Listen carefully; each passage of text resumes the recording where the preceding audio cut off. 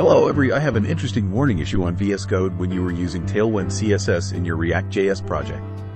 I think that many developers who use Tailwindcss in the NextJS project will have this issue, so that I hope that this video can help you guide. So let's get started.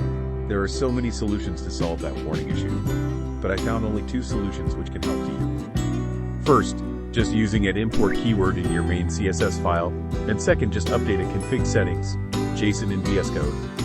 So let's see the first solution.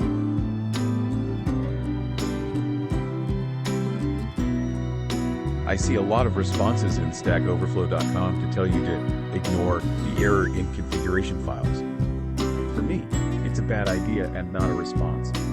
So you just use import keyword.